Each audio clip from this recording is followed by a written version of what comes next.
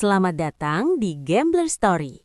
Di balik setiap kartu, ada cerita yang tak pernah Anda duga. Jangan lupa di-like dan subscribe ya.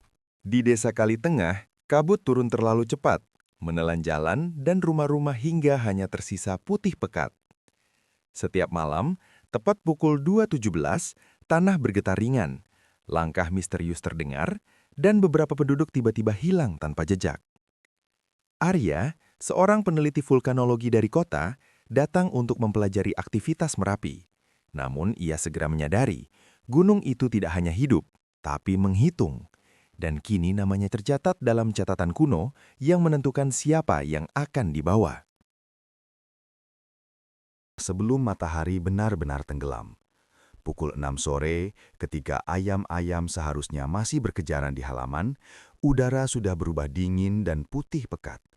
Lereng Gunung Merapi menghilang dari pandangan, seolah gunung itu sengaja menutup wajahnya dari manusia di bawahnya. Warga bergerak cepat, pintu-pintu kayu ditutup lebih awal, jendela dikancing rapat. Beberapa orang menggantungkan sapu lidi terbalik di depan rumah, sementara yang lain meletakkan sesaji kecil, nasi putih, bunga kenanga, dan segelas air tepat di ambang pintu. Tidak ada yang bertanya mengapa. Di Kalitengah, kebiasaan ini dilakukan bukan karena tradisi semata, melainkan karena rasa takut yang diwariskan turun-temurun. Dari kejauhan, terdengar suara gemuruh rendah. Bukan letusan, bukan gempa, melainkan suara seperti nafas panjang yang keluar dari perut bumi. Orang-orang menyebutnya Merapi sedang batuk. Jika suara itu muncul, malam tidak akan berjalan normal. Pak Wiryo duduk sendirian di beranda rumahnya. Usianya hampir 60, tubuhnya kurus, kulitnya legam terbakar matahari ladang. Ia menatap ke arah kabut dengan rokok kretek yang tak pernah benar-benar diisap. Sejak sore dadanya terasa sesak tanpa sebab. Anjing peliharaannya meringkuk di dekat kaki, merengek pelan, lalu tiba-tiba berdiri dan menggonggong ke arah hutan. "Diam!" gumam Pak Wiryo meski suaranya sendiri bergetar. Angin membawa bau belerang yang tipis namun menusuk. Lampu minyak di ruang tamu berkedip, apinya mengecil lalu membesar kembali. Saat itulah Pak Wiryo mendengar langkah kaki dari luar pagar, pelan, teratur, seolah seseorang berjalan di atas batu basah. Ia berdiri, mengintip ke balik kabut, tetapi tak melihat siapapun. Langkah itu berhenti tepat di depan rumahnya. Jam dinding di dalam rumah berdetak keras, terlalu keras. Pak Wiryo meliriknya sekilas, jarum pendek hampir menyentuh angka 12. Tanpa sadar, tangannya gemetar. Ia teringat cerita lama yang dulu sering dibisikkan orang tua di gardu ronda, tentang penjaga lereng, tentang hitungan yang tak pernah meleset. Lampu minyak tiba-tiba padam. Keesokan paginya, rumah Pak Wiryo sunyi, pintu depannya terbuka lebar, lampu minyak masih ada di tempatnya, tetapi dingin dan kosong. Tidak ada tanda perkelahian, tidak ada teriakan yang didengar siapapun malam sebelumnya. Yang tersisa hanyalah bau belerang yang lebih kuat dari biasanya dan jejak kaki samar di tanah lembab, mengarah ke hutan di lereng Merapi, lalu menghilang di telan kabut. Dan sejak pagi itu, warga desa Kalitengah tahu, gunung kembali menagih. Kabar hilangnya Pak Wiryo menyebar sebelum matahari naik sepenggalah. Desa Kalitengah yang biasanya terbangun oleh suara cangkul dan kokok ayam berubah sunyi, seolah setiap orang menahan napas. Orang-orang berdiri berkelompok di depan rumah Pak Wiryo, berbicara dengan suara rendah, saling melempar pandang tanpa berani menyimpulkan apapun. Pintu rumah itu masih terbuka seperti semalam ditinggalkan tergesa-gesa. Di ambangnya, sesaji yang diletakkan sore sebelumnya sudah berantakan. Bunga kenanga menghitam, nasi mengering, dan segelas air keruh seolah tercampur abu. Bau belerang menyengat lebih kuat di dalam rumah, membuat beberapa warga menutup hidung. "Tidak wajar," gumam Bu Rini, tetangga terdekat sambil menatap lantai tanah yang lembab. "Pak Wiryo itu orangnya penakut. Kalau malam begini, jangankan keluar rumah, ke belakang saja tidak berani."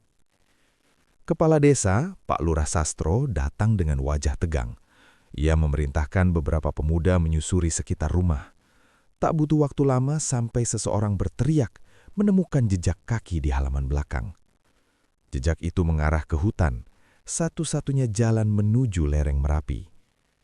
Jejaknya aneh, tidak dalam, tidak jelas, seolah kaki itu tidak sepenuhnya menyentuh tanah.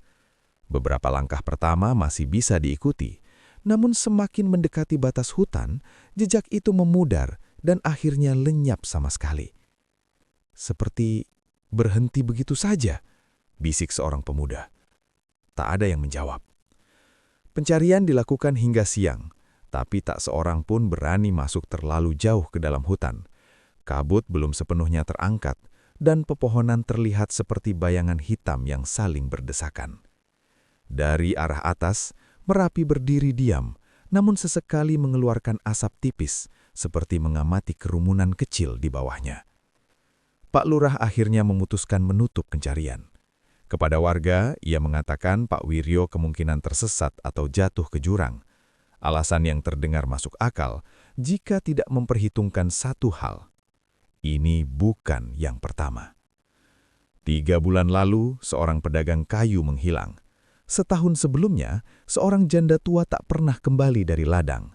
Semua hilang tanpa suara, tanpa jasad, dan selalu setelah Merapi mengeluarkan gemuruh aneh di malam hari.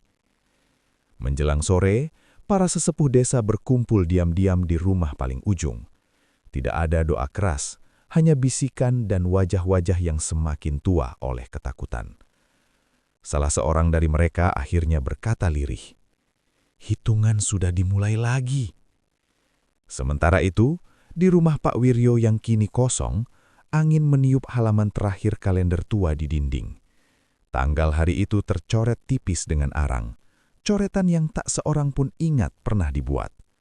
Dan di atas desa yang kembali sunyi, Gunung Merapi berdiri tenang, seolah belum puas dengan apa yang telah diambilnya. Malam itu, Arya baru saja tiba di desa. Jalanan sempit kali tengah sepi, hanya diterangi lampu minyak yang ditempatkan di beberapa rumah warga. Kabut pekat sudah turun, membungkus setiap pohon dan pagar bambu dengan warna abu-abu.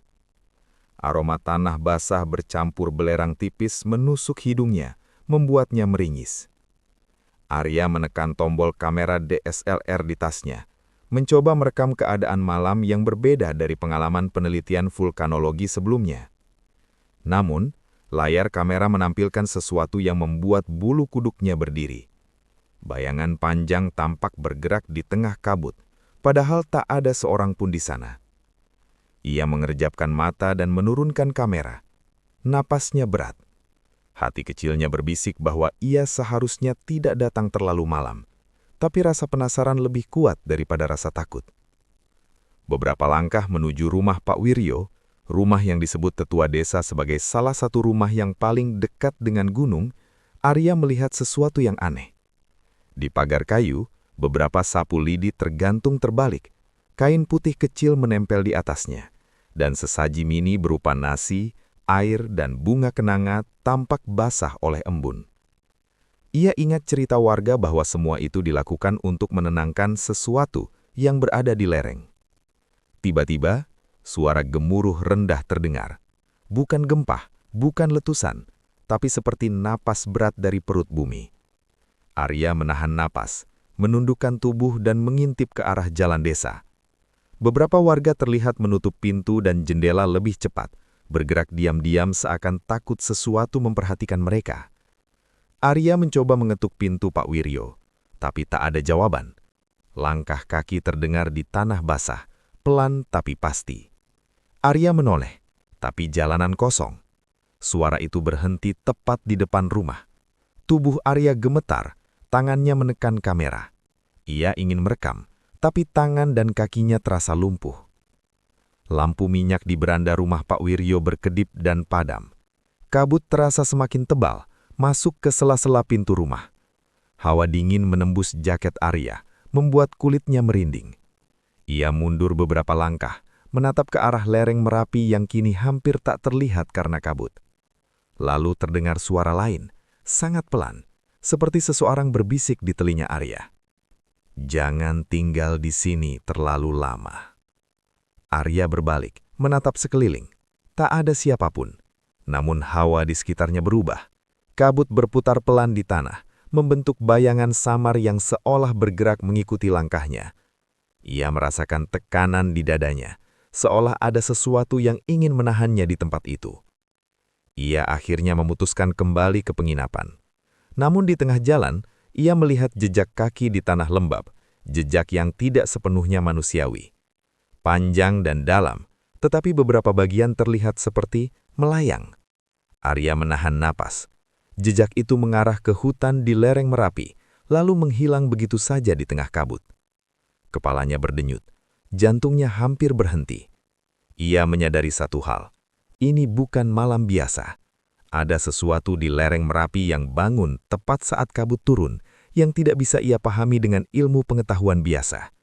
Sesuatu yang diam-diam mengamati, menghitung, dan menunggu. Arya memegang erat kamera dan catatannya. Malam itu, ia tahu bahwa penelitiannya bukan lagi tentang gunung yang aktif, tetapi tentang misteri yang hidup, dan mungkin tentang sesuatu yang bisa mengambil siapapun, termasuk dirinya. Arya terbangun dengan napas terengah, seolah baru saja ditarik paksa dari mimpi yang dalam. Ruangan gelap hanya diterangi cahaya bulan yang menyusup lewat celah jendela. Jam digital di meja kecil menyala redup. 0217. Angka itu membuat dadanya mengencang tanpa alasan yang jelas. Ia belum sempat bertanya pada dirinya sendiri mengapa jam itu terasa begitu penting ketika lantai rumah bergetar halus. Bukan guncangan keras, melainkan denyut pelan, ritmis, seperti detak jantung raksasa yang terkubur di bawah tanah. Arya duduk tegak. Ia meraih alat pencatat gempa portable di tasnya. Jarum bergerak, mencatat getaran kecil namun konsisten. Terlalu kecil untuk membangunkan orang sekampung, tapi cukup jelas untuk diukur. Anehnya, getaran itu berlangsung tepat selama 1 menit, lalu berhenti begitu saja. Keheningan kembali turun, lebih pekat dari sebelumnya. Dari luar, terdengar suara kentongan dipukul pelan. Bukan tanda bahaya, melainkan irama lambat, hampir seperti doa. Arya mengintip keluar jendela. Di beberapa rumah ia melihat cahaya temaram lampu minyak. Bayangan orang-orang tampak berlutut menghadap ke arah lereng Merapi yang tersembunyi kabut. Tak satu pun dari mereka terlihat terkejut, seolah mereka telah menunggu saat itu. Keesokan paginya Arya mencoba bertanya. Di warung kopi kecil dekat pos ronda, ia menyebutkan gempa dini hari. Percakapan langsung terhenti. Seorang bapak menurunkan cangkirnya terlalu keras, yang lain pura-pura sibuk menggulung rokok. "Jam berapa, Mas?" tanya seorang nenek dengan suara hampir tak terdengar. 2:17, jawab Arya jujur. Nenek itu menunduk, tangannya gemetar memegang tasbih kayu. "Jam hitungan," gumamnya. "Sejak dulu begitu." Tak ada yang mau menjelaskan lebih jauh, hanya satu kalimat yang terus berulang, diucapkan oleh orang berbeda dengan nada yang sama. "Jangan keluar rumah kalau sudah lewat jam 2. Malam berikutnya, Arya sengaja tidak tidur. Ia menyiapkan alat, kamera dan catatan. Tepat pukul 02.16, udara berubah dingin mendadak. Bau belerang kembali muncul, lebih tajam dari malam sebelumnya. Anjing-anjing desa melaung bersamaan, lalu tiba-tiba diam. 0217. Getaran muncul lagi, kali ini lebih kuat. Arya mendengar sesuatu yang lain, suara langkah kaki di luar rumah, pelan namun jelas. Langkah itu berhenti tepat di depan pintu. Napas Arya tertahan, ia menatap gagang pintu yang tak bergerak, namun bayangannya terlihat jelas di lantai. Bayangan tinggi, tak wajar, seolah cahaya bulan membengkok menghindarinya. Getaran berhenti, langkah itu menjauh, menghilang ke arah lereng. Arya terduduk lemas. Dalam catatannya, tangannya menulis satu kalimat tanpa sadar. 0217. Bukan sekedar waktu, ini adalah saat sesuatu berjalan. Di luar, Merapi berdiri bisu, namun untuk pertama kalinya, Arya merasa gunung itu sedang menghitung. Pagi itu, kabut belum sepenuhnya terangkat ketika Arya berjalan menuju ujung desa. Rumah yang ditujunya berdiri terpisah dari bangunan lain, dikelilingi rumpun bambu dan pohon asem tua. Warga menyebut tempat itu dengan nada enggan, rumah juru kunci lama. Tak seorang pun mau mengantarnya sampai depan. Seorang pemuda hanya menunjuk dari kejauhan. "Kalau Mas tetap mau ke sana, jangan lama-lama," katanya pelan. Arya melangkah sendiri. Setiap langkah di tanah basah terasa lebih berat dari seharusnya. Angin berdesir pelan, membawa suara bambu saling beradu, menciptakan bunyi berderak yang menyerupai bisikan. Pintu rumah itu terbuka sedikit. Arya mengetuk, namun tak ada jawaban. Ketika ia mendorongnya perlahan, aroma tanah lembab dan asap dupa tua menyambutnya. Di dalam, seorang lelaki sepuh duduk bersila menghadap dinding. Punggungnya membungkuk, rambutnya memutih seluruhnya. "Mbah Karto?" panggil Arya. Lelaki itu menoleh perlahan. Matanya kosong, namun tajam, seolah menembus tubuh Arya dan melihat sesuatu di belakangnya. Beberapa detik berlalu sebelum ia berbicara. "Kamu datang karena jam itu," katanya lirih. Arya terkejut. "Mbah tahu?" Mbah Karto tersenyum tipis, senyum orang yang terlalu lama memendam ketakutan. "Semua yang datang ke desa ini selalu mulai bertanya setelah 02.17.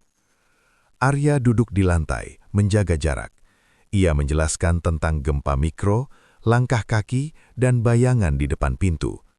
Selama Arya berbicara, Mbah Karto memejamkan mata, jari-jarinya bergerak menghitung sesuatu yang tak terlihat. "Dulu," kata Mbah Karto akhirnya, "gunung dijaga dengan janji. Ada hitungan, ada persembahan, bukan untuk menyenangkan Merapi, tapi untuk menenangkannya." "Apa yang terjadi kalau janji itu dilanggar?" tanya Arya. Mbah Karto membuka mata. Untuk sesaat, ketakutan yang murni terpancar jelas. "Gunung akan mengambil sendiri." Angin tiba-tiba berhembus lebih kencang. Dupa di sudut ruangan padam. Dari luar terdengar suara gemuruh pelan, seolah Merapi menanggapi pembicaraan mereka. "Aku bukan lagi juru kunci," lanjut Mbah Karto. "Sejak aku berhenti, hitungan itu berjalan tanpa kendali. Orang-orang mulai menghilang, tapi mereka memilih diam. Lebih mudah menyebutnya bencana daripada janji yang dikhianati." Arya menelan ludah. "Kenapa Mbah tidak menghentikannya?" Mbah Karto bangkit dengan susah payah. Ia mengambil sebuah buku tua dari peti kayu di bawah tikar. Sampulnya lusuh, halaman-halamannya menguning dan berbau asap. "Karena hitungan tidak bisa dihentikan," katanya sambil menyerahkan buku itu. Arya menerima buku itu. Saat jarinya menyentuh sampul, dadanya terasa dingin. Apa isinya? Nama dan waktunya. Sebelum Arya sempat bertanya lagi, Mbah Karto berpaling, duduk menghadap dinding seperti semula. Percakapan itu berakhir begitu saja, seolah tidak pernah terjadi. Ketika Arya melangkah keluar, ia menyadari satu hal yang membuat bulu kuduknya berdiri. Di atas ambang pintu rumah itu, tergantung sapu lidi terbalik, baru dan masih basah oleh embun pagi. Seolah seseorang baru saja menunggu di sana, tepat sebelum ia datang. Arya menutup pintu kamar perlahan. Seakan takut suara engselnya memanggil sesuatu dari luar. Buku tua pemberian Mbah Karto ia letakkan di atas meja kayu, tepat di bawah lampu minyak. Cahaya kekuningan membuat bayangan sampulnya memanjang, menyerupai bentuk lereng gunung. Untuk beberapa saat, Arya hanya menatapnya. Ada dorongan kuat untuk tidak membuka buku itu. Naluri yang sama seperti ketika seseorang berdiri terlalu dekat dengan tepi jurang. Namun rasa ingin tahu, seperti biasa, menang.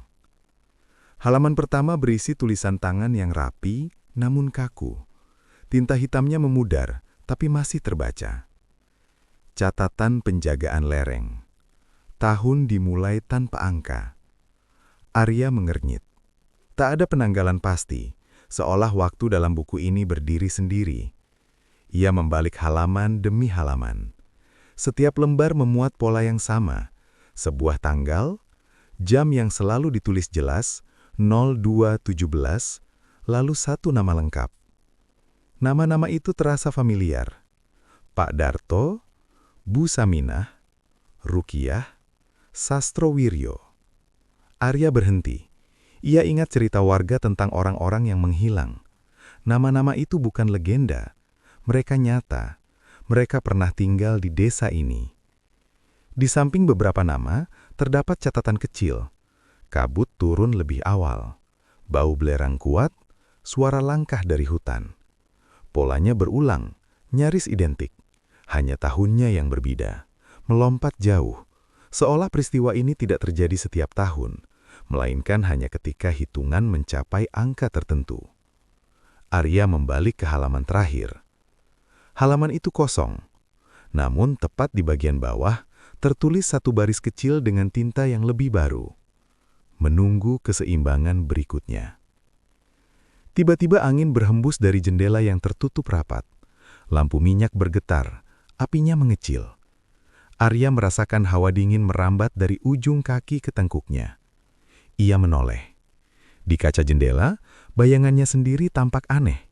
Sedikit lebih tinggi, sedikit lebih kurus. Ketika Arya mengangkat tangan, bayangan itu terlambat mengikuti. Arya menutup buku itu dengan keras. Napasnya memburu. Ia mencoba menenangkan diri, menyebut semua yang terjadi sebagai sugesti, kelelahan, atau ketakutan yang berlebihan. Namun buku itu terasa hangat di telapak tangannya. Malamnya Arya terbangun sebelum jam berbunyi. Kamar gelap, sunyi, terlalu sunyi. Jam digital di meja kembali menyala. 02.16. Arya duduk, menatapnya tanpa berkedip. Detik berganti. 02.17. Tanah bergetar, lebih kuat dari malam-malam sebelumnya. Dari dalam tasnya, buku tua itu jatuh sendiri ke lantai, terbuka tepat di halaman terakhir. Di depan mata Arya, tinta hitam muncul perlahan, seolah ditulis oleh tangan tak terlihat. Satu nama terbentuk dengan jelas. Arya Pradana. Getaran berhenti. Bau belerang memenuhi ruangan. Dari luar terdengar langkah kaki mendekat, pelan, pasti, dan kali ini tidak berhenti di depan pintu. Langkah itu terus berjalan, mengelilingi rumah. Arya sadar sepenuhnya sekarang. Ia bukan lagi pengamat. Ia telah masuk ke dalam hitungan. Pagi datang dengan warna kelabu. Matahari tertutup lapisan awan tebal, dan udara desa terasa lebih berat dari biasanya. Arya keluar rumah dengan mata cekung dan langkah tergesa. Buku tua itu kini tersimpan di dalam ransel, dibungkus kain, namun keberadaannya tetap terasa, seperti beban yang menekan punggungnya. Desa Kali Tengah tidak seperti biasanya. Orang-orang berkumpul di balai desa sejak pagi, berbisik dengan wajah tegang. Begitu Arya mendekat, percakapan terhenti. Tatapan mereka mengarah padanya terlalu lama, lalu cepat-cepat berpaling. Pak Lurah Sastro berdiri di tengah ruangan. Kemejanya kusut, wajahnya pucat. Di hadapannya terletak beberapa benda yang tak asing bagi Arya setelah membaca buku cakatan. Tampah bambu, kain mori putih, kendi tanah, dan sekumpulan bunga yang masih basah oleh embun. Itu perlengkapan ritual lama, gumam Arya tanpa sadar. Pak Lurah menatapnya tajam.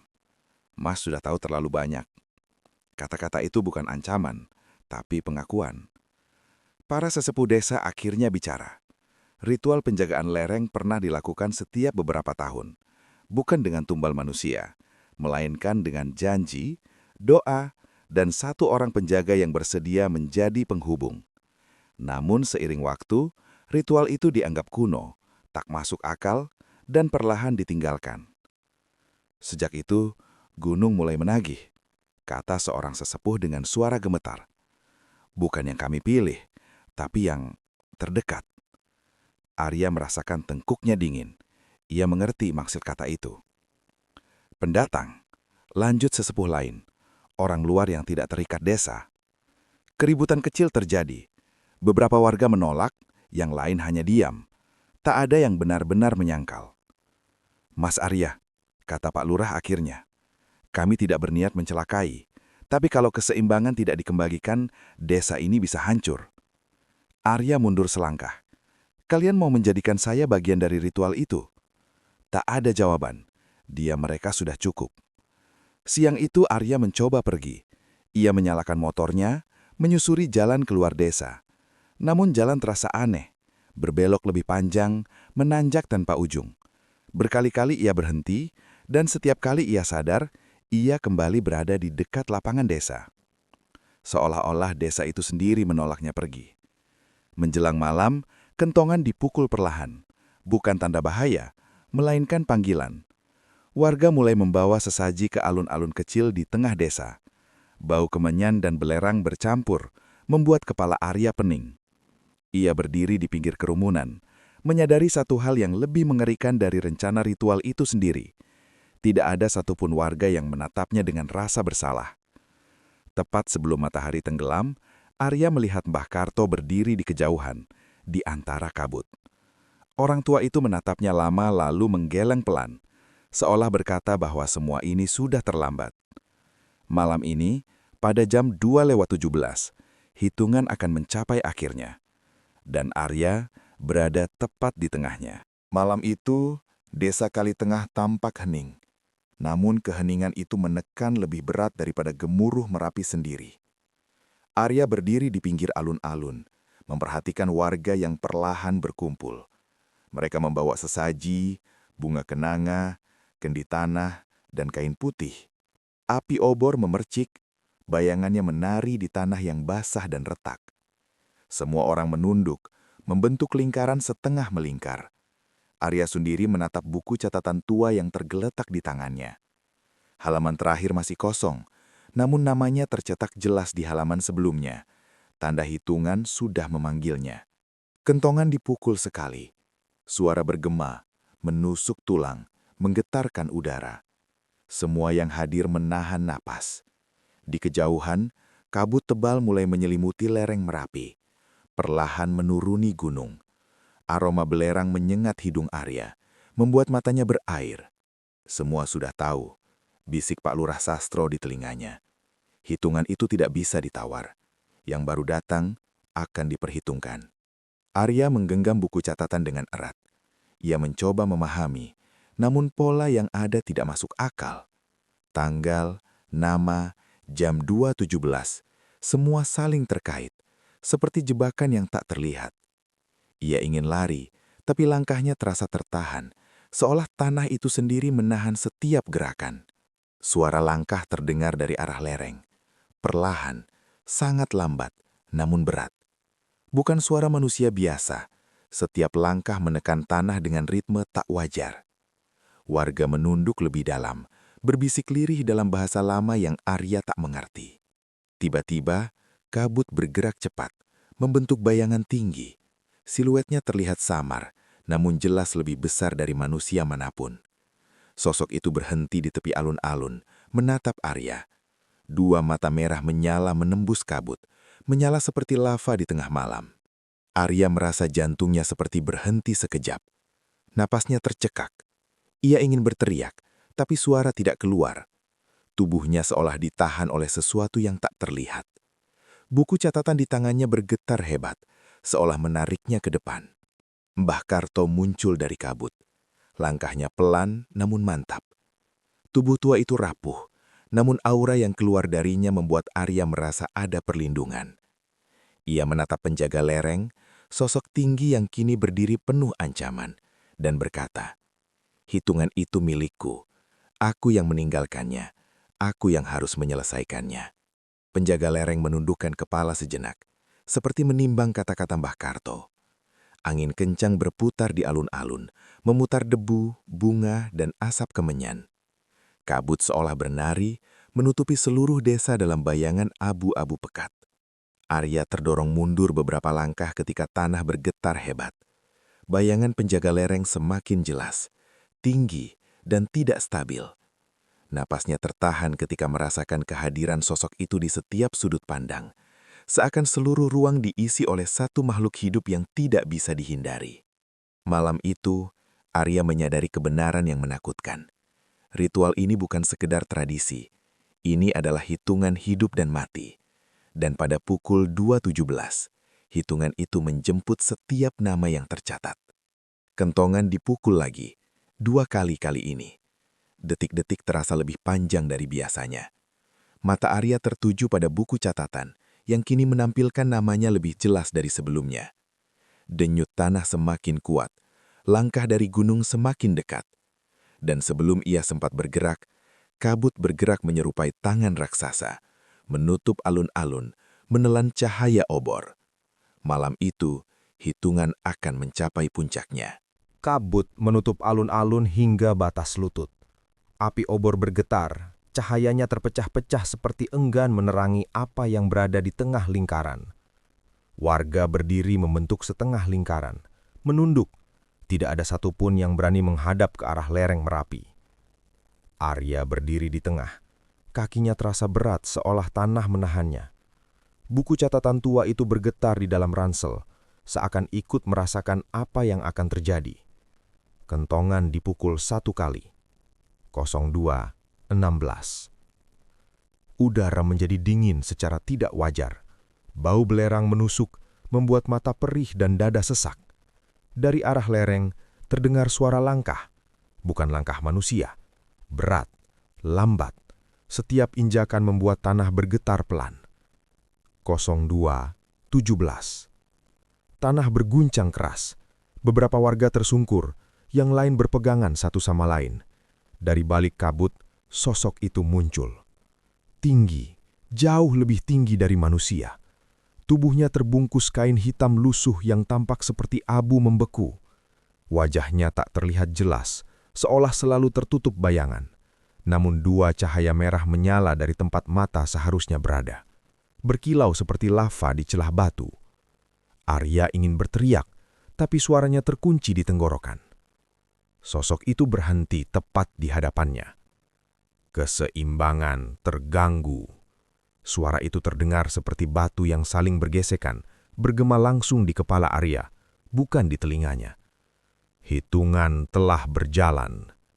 Buku di dalam ransel Arya terlepas, jatuh ke tanah, terbuka pada halaman terakhir.